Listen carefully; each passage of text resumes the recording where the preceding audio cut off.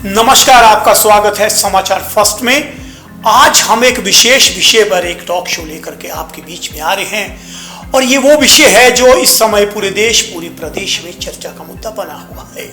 ये वो विषय है जो आज हमारी युवा पीढ़ी और उसके भविष्य से जुड़ा है। ये वो विषय है, ये चुनौती जो है ना केवल सरकार, ना केवल युवा, बल्कि हर परिवार के सामने है। मैं बात कर रहा हूं नशा।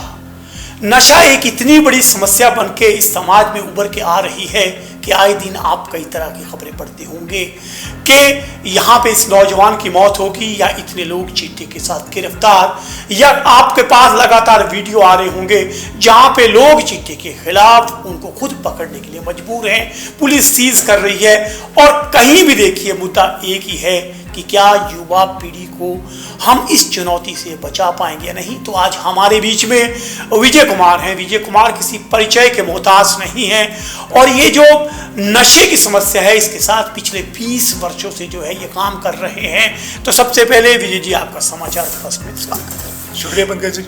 तो जो मैंने आज मुद्दे पे बात की, तो सबसे बड़ी बात की जो समाज के सामने एक चुनौती है और आप इस विषय को बहुत करीब से देखते हैं और मुझे लगता है कि हिमाचल प्रदेश के चुनिंदा लोगों में से आप हैं जो इस विषय की गहराई तक गए हैं। सबसे पहले वर्तमान परिदृश्य पर आपकी पहली प्रतिक्रिया क्या है? पंकज जी, दो तरह की स्थितियां अभी नजर आती हैं। एक तो ये कि हिमाचल प्रदेश में ऐसा पहली बार हुआ है कि नशे को लेकर हम इतने ज़्यादा चिंतित हुए हैं और नशे की समस्या को टैकल करने के लिए हम गंभीर प्रयास भी कर रहे हैं। और हम अक्सर न्यूज़पेपर में देखते ही हैं और सप्लाई रिडक्शन के ऊपर, मतलब जब हम नशे की बात करते हैं तो उसको मैनेज करने का, टैकल करने के दो तरीके हैं। एक सप्लाई रिडक्शन है, दूसरा डिमांड रिडक्शन है। सप्लाई रिडक्शन को लेकर जितनी मुस्तैदी के साथ और जितनी ताकत के साथ धावा बोला जा रहा है उतना पहले हुआ नहीं है।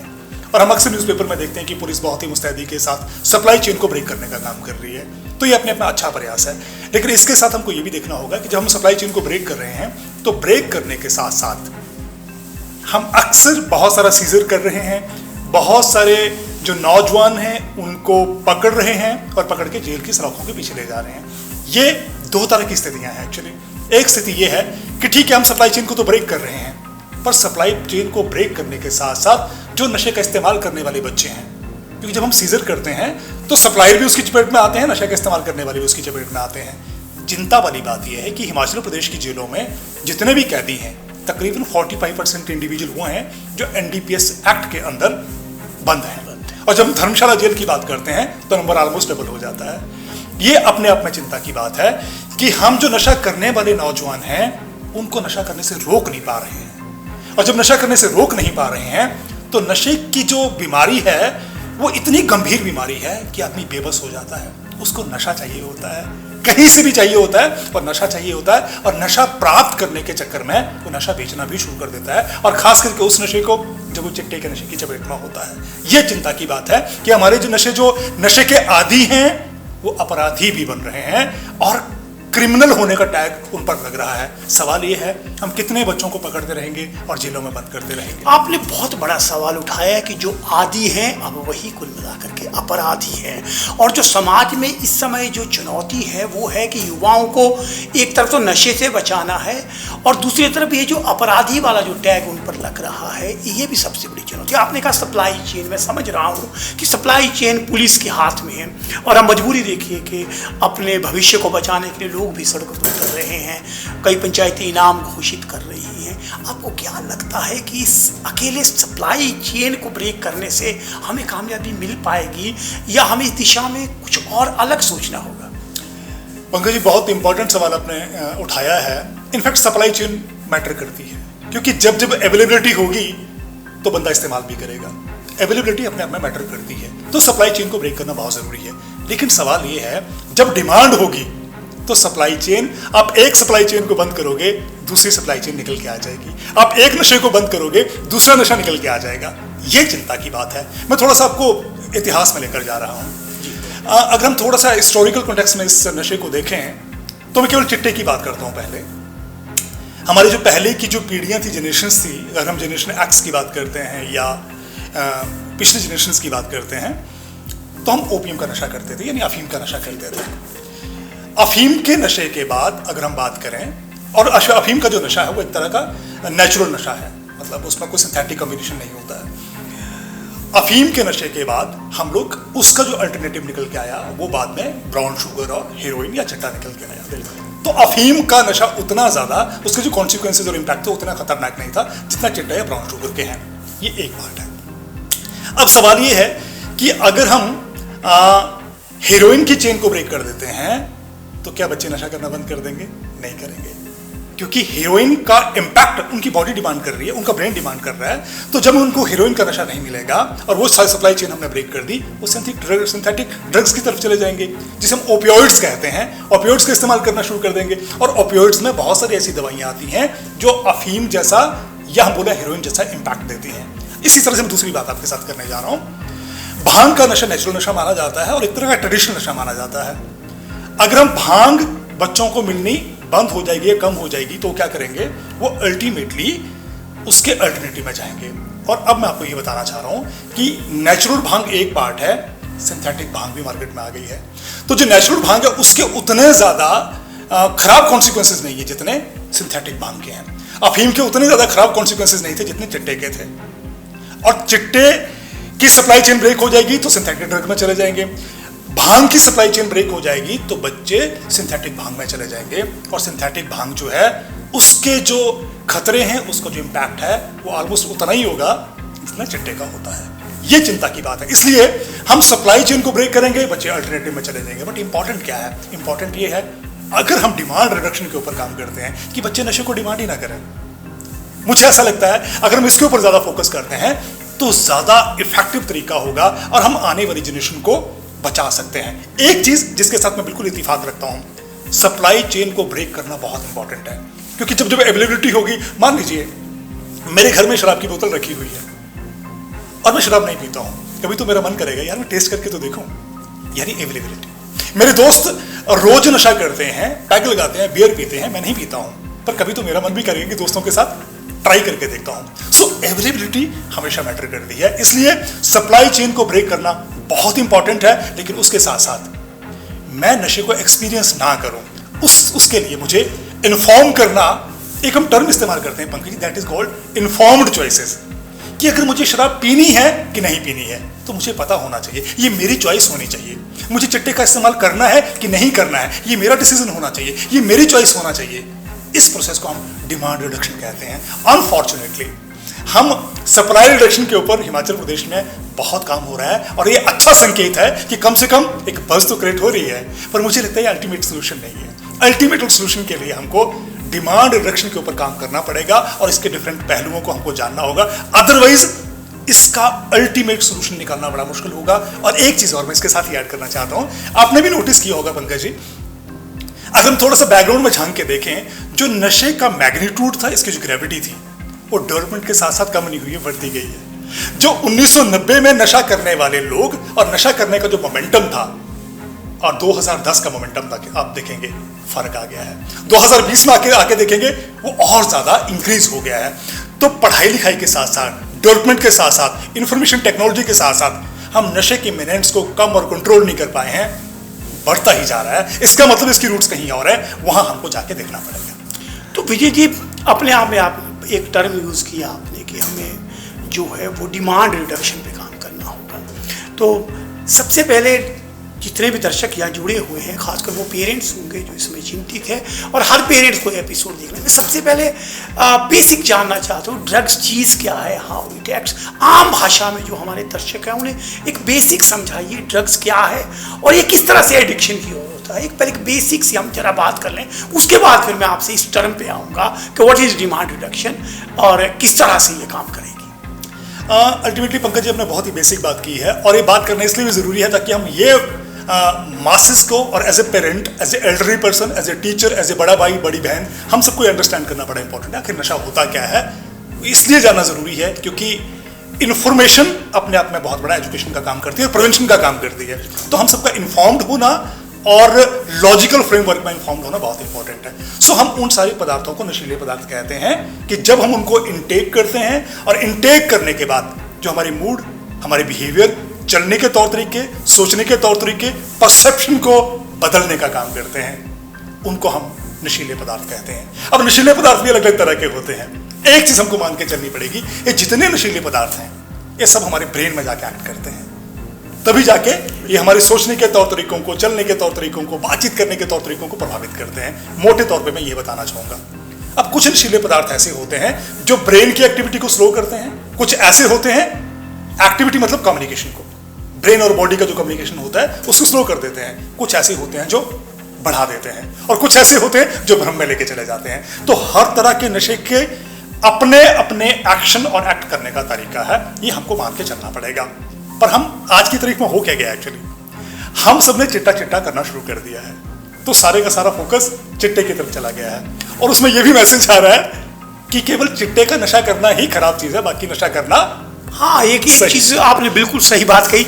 हमारे समाज में जनरल कहते हैं कि चलो शराब ही पीता है, चिट्टा तो नहीं पीता। कहीं ना कहीं हमें लग रहा है कि चिट्टा खतरनाक है, लेकिन कम नुकसानदेह जो नशीले पदार्थ है हमें उसका इस्तेमाल करना चाहिए। तो इस पर क्या आपकी क्या सोच है? एक चीज तो पंकज जी हमको मान के चलनी पड़ेगी कि ड्रग्स हैं। एक मिनट विजय जी, जितने दर्शक देख रहे हैं, देखिए ये हमारी सीरीज लगातार चलेगी। आप कमेंट के माध्यम से अपने सवाल कर सकते हैं, जिसे हम दूसरे एपिसोड में उनका जवाब देने का प्रयास करेंगे। तो मेरा सभी दर्शकों से अनुरोध है कि आप अपनी क्वेरी, आप अपने कमेंट, वो पॉजिटिव हो नेगेटिव हो, जिस तरह की आपकी सोच है, कम से कम इस डिबेट में पार्टिसिपेट करिए, क्योंकि ये बड़ी लड़ाई है। एक लड़ाई के लिए हम सबको लड़ना होगा। प्लीज आप तो हमको ये मान के चलना पड़ेगा, नशीले पदार्थ होते हैं, ये हमको मान के चलना पड़ेगा। एक बात, अगर हम अल्कोहल की बात करते हैं तो अल्कोहल की जो डिपेंडेंस होती है, निर्भरता जो होती है, उसको आने में थोड़ा वक्त लगता है, लेकिन चिट्टे की जो डिपेंडेंस है बड़ी जल्दी होती है, ये हमको मान के चलना पड़ेगा। चिट्टे के साथ सबसे बड़ी दिक्कत यही है कि अगर हम थोड़ा सा भी, कुछ वक्त भी अगर इसका इस्तेमाल करते हैं, हम बड़ी जल्दी इसके ट्रैप में चले जाते हैं, बाहर निकलना बड़ा मुश्किल होता है। इसलिए चिट्टे के साथ लड़ाई तो लड़नी है, पर हम कहीं बच्चों में ये मैसेज तो नहीं दे रहे हैं कि केवल चिट्टे का नशा ही नुकसानदायक है, बाकी नशे थोड़ा सा रिलेटिवली बेटर होते हैं। सो खराब ड्रग्स वर्सेस अच्छे ड्रग्स, समाज में इस तरह के डिस्कशन या इस तरह का मैसेज कभी नहीं जाना चाहिए। मुझे लगता है इसको लेकर हमको बड़ा अलर्ट और सजग रहने की जरूरत है। आजकल जिस तरह से मीडिया में जो चीजें रिफ्लेक्ट हो रही हैं, तो ऐसा लग रहा है कि बस चिट्टे के खिलाफ हमारी लड़ाई है, बाकी ड्रग्स को हम अपना जैसा मानते हैं। परहेज है तो केवल चिट्टे के साथ परहेज है। इसको थोड़ा सा हमको सेंसिटिवली डील करने की जरूरत है, क्योंकि बच्चे बड़े सेंसिटिव होते हैं। हर मैसेज को किस तरह से परसीव कर रहे हैं और किस तरह से अपनी जिंदगी में अप्लाई कर रहे हैं, ये बहुत ही सेंसिटिव मामला है। तो एक बात, सारे के सारे नशे खराब हैं, चिट्टा डेफिनेटली ज्यादा खराब है, क्योंकि उसकी डिपेंडेंस जल्दी होती है। अगर हम थोड़ा भी इस्तेमाल करते हैं, 2-4 बार भी इस्तेमाल करते हैं, तो हम उसके ट्रैप में जा सकते हैं, ये हमको मान के चलना पड़ेगा। पर बाकी ड्रग्स भी खराब हैं, चाहे आप अल्कोहल की बात कर लीजिए, कैनेबिस की बात कर लीजिए, या इनहेलेंट्स की बात कर लीजिए, या जो बाकी ओपियोइड्स हैं उसकी बात कर लीजिए, स्मोकिंग की बात कर लीजिए, जो entry point of drug actually. तो शुरुआत जनरली जो हमारे यंगस्टर की होती है वो स्मोकिंग और शराब या बीयर के माध्यम से होती है। तो जब एंट्री पॉइंट ऑफ ड्रग्स के ऊपर हम बात नहीं करेंगे, डायलॉग नहीं करेंगे, हम केवल चिट्टे की बात करेंगे, मुझे लगता है थोड़ी सी बेईमानी हो जाएगी। चिट्टे की बात करना इंपॉर्टेंट है, पर उससे पहले हमको अपने जो यंगस्टर्स हैं उनको इन्फॉर्म तो करना पड़ेगा ना। इन्फॉर्म नहीं करेंगे तो शायद हमको बचा नहीं पाएंगे।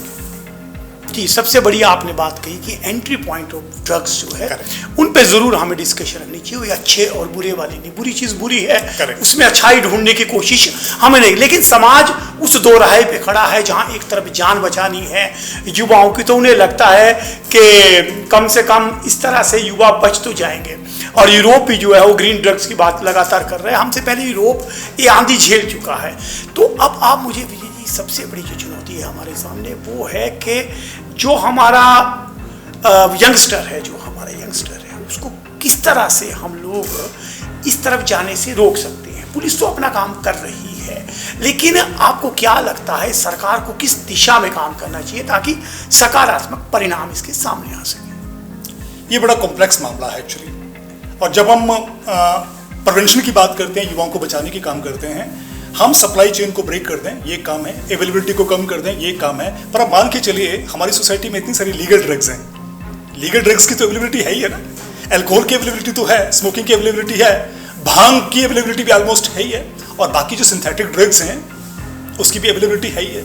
तो सवाल ये कि अगर हम चिट्टे की चेन को ब्रेक कर देते हैं, और जो हो भी रही है, एक अच्छा साइन है, और उसमें ये भी लग रहा है कि नशे के खिलाफ हमको एकजुट होने की जरूरत है, जो सिग्नल हमारी सोसाइटी में जा रहा है। पर मेरा कंसर्न ये है कि हमको बाकी ड्रग्स को लेके भी बात करनी पड़ेगी, ये इंपॉर्टेंट पार्ट है। और जो एंट्री पॉइंट, जो एक कंट्रीब्यूटरी फैक्टर्स रहते हैं, उसके ऊपर काम करना बहुत इंपॉर्टेंट है पंकज जी।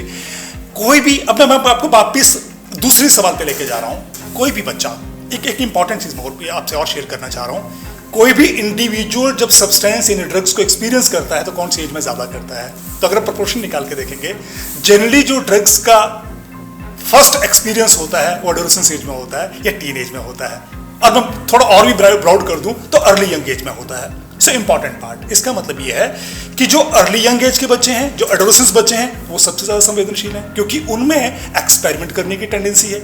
और जब एक्सपेरिमेंट करने की टेंडेंसी है, उसके साथ साथ उनमें एडवेंचरिज्म ज्यादा होता है। और एडवेंचरिज्म में ये भी होता है, उनको ये लगता है एक बार ट्राई करके देखेंगे, दोबारा नहीं करेंगे, नंबर 1। नंबर 2, उनको ये लगता है अरे कोई फर्क नहीं पड़ता, और वाकई इस उम्र में फर्क भी नहीं पड़ता है।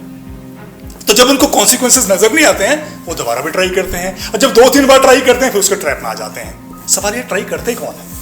ये अपने आप में बड़ा चैलेंजिंग मामला, कौन कौन ट्राई करते हैं। देखिए, सबसे बड़ी बात की बहुत बड़ी चुनौती है, हमारे सामने कोई विधिवत आंकड़ा नहीं है प्रदेश में, क्योंकि इट्स वेरी अनफॉर्चुनेट कि आज तक कोई सर्वे नहीं हुआ है। शायद एक एम्स ने बहुत पुराना सर्वे किया था कि हिमाचल प्रदेश में क्या स्थिति है नशे की। आप लोगों ने एक सैंपल मॉडल उन्ना में किया था बच्चों के बीच में, तो उसके बीच में क्या इंपॉर्टेंट वो हाईलाइट्स क्या थे जिनसे आपका माथा ठनका कि नहीं, थिंग्स आर गोइंग, बहुत बुरे हालात होने जा रहे हैं प्रदेश में? क्या क्या वो की पॉइंट है जो आप शेयर कर पाए? करेक्ट है कि पंकज जी कि हम जिस तरह से नशे के इशू को डील कर रहे हैं, हम सप्लाई चेन को ब्रेक करने का काम कर रहे हैं, जो इंपॉर्टेंट है, और हम वही कर रहे हैं एक्चुअली। पर जो उसके कॉन्ट्रीब्यूटरी फैक्टर्स हैं, उनको एड्रेस करने का हम काम नहीं कर पा रहे हैं। तो जब हमने स्टडी की, जो खास करके 6ठी से 12वीं क्लास के बच्चों के बीच में है, उसमें बड़ा इंटरेस्टिंग पार्ट निकल के आया। सवाल ये था बच्चों के लिए एक कि बच्चों आपको क्या लगता है कि आपके दोस्त नशा क्यों करते हैं? तो बड़ा इंटरेस्टिंग जवाब उसका निकल के आया। बच्चों ने 2 जवाब दिए, इंपॉर्टेंट 2 जवाब थे उसमें, जो मैं हाईलाइट करना चाहूंगा।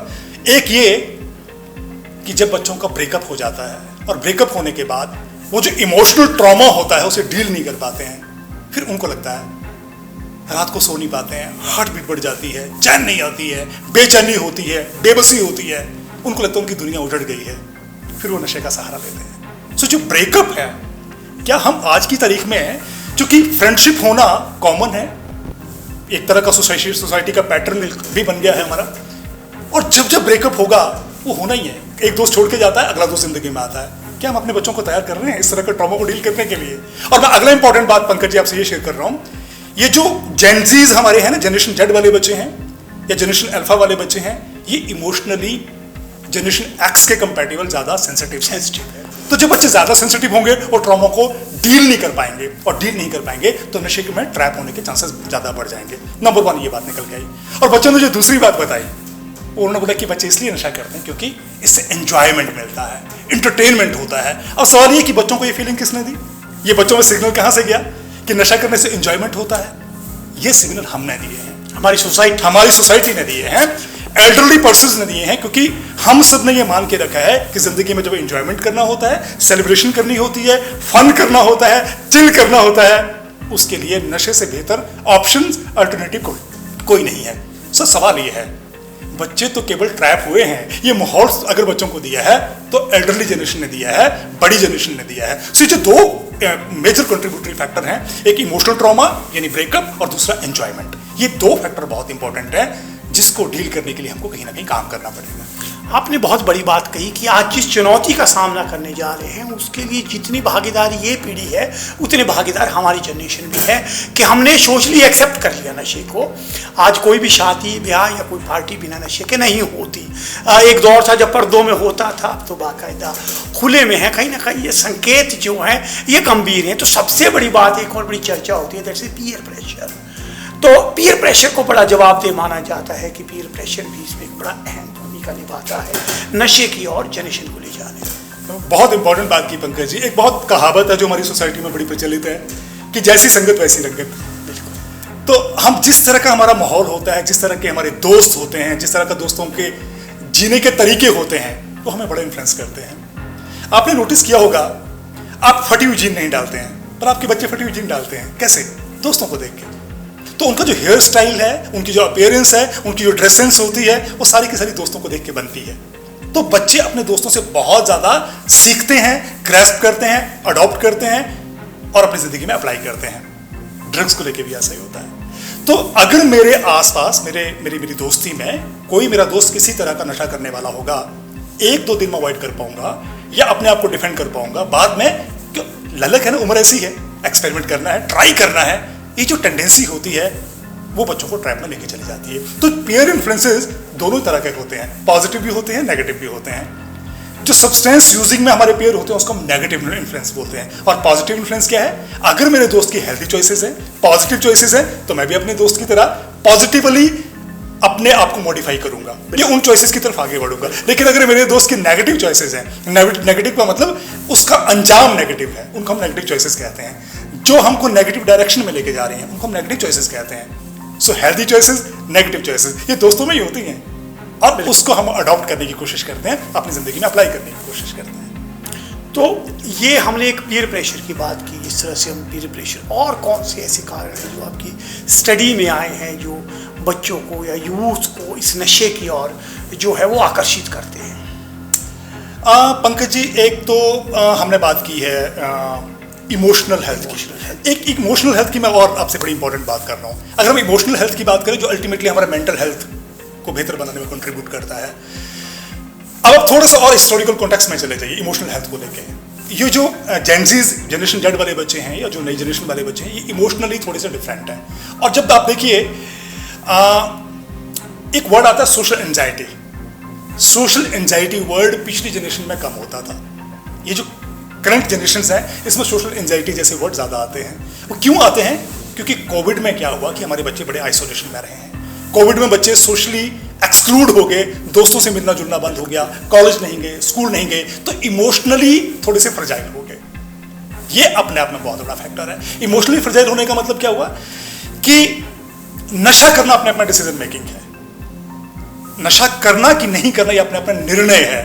और हम डिसीजन मेकिंग तब कर पाते हैं जब हम इमोशनली रेगुलेटेड होते हैं, इमोशनली बैलेंस होते हैं। सो ये जो करंट जनरेशन के बच्चे हैं ये इमोशनली थोड़े से फ्रजाइल हैं, ये चिंता की बात है। सो इमोशनली फ्रजाइल होने का मतलब है कि जब हम उदास होते हैं, जब हम फ्रस्ट्रेटेड होते हैं, या जब हम ज़्यादा गुस्से में होते हैं, या जब हम इमोशनली और तरह की प्रॉब्लम्स हमें होती हैं, तो हमें ऐसा लगता है कि अब इससे बाहर निकालने का यही तरीका है। और एक कौन बताता है कि जो हमारे दोस्त बताते हैं कि यही एक सोल्यूशन है जिससे आप बाहर निकल सकते हो। मैं एक इंटरेस्टिंग बात आपसे बताता हूँ। कई बार हम बच्चों के साथ वर्कशॉप्स करते हैं तो बच्चों से पूछते हैं कि बच्चे कितने बच्चे हैं कि जब उनके एग्ज़ाम होते हैं या टीचर से उनकी इंटरेक्शन होती है तो उनकी हार्ट बीट बढ़ जाती है।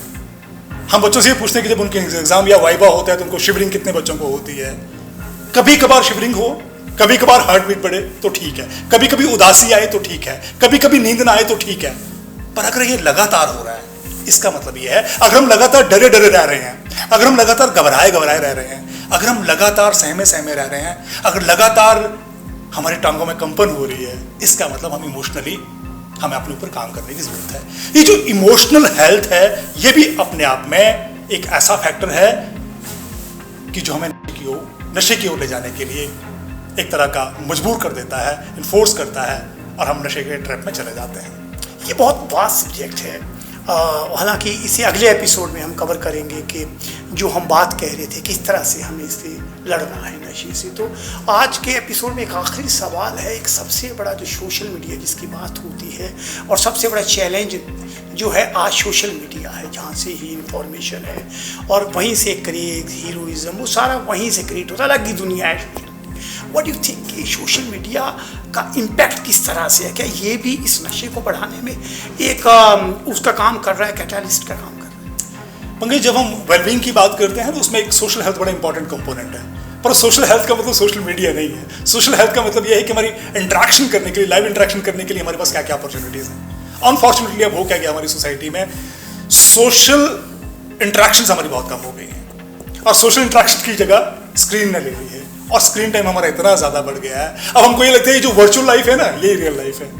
तो जो एक्चुअल सोशल लाइफ थी, एक्चुअल रियल लाइफ थी, हम वहां से निकल के वर्चुअल लाइफ में चले गए हैं और वर्चुअल लाइफ हमको रियल लाइफ लगनी शुरू हो जाती है।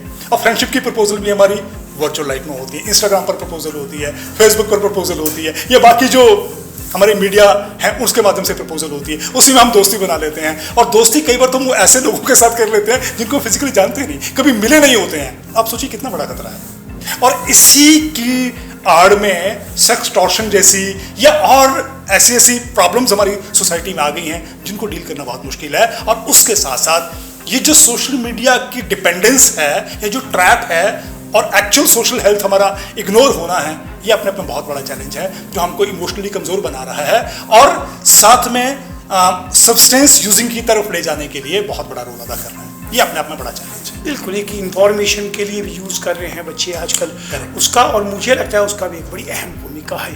तो कुल मिला के आज हमने एक जनरल परिप्रेक्ष्य पे बात की है।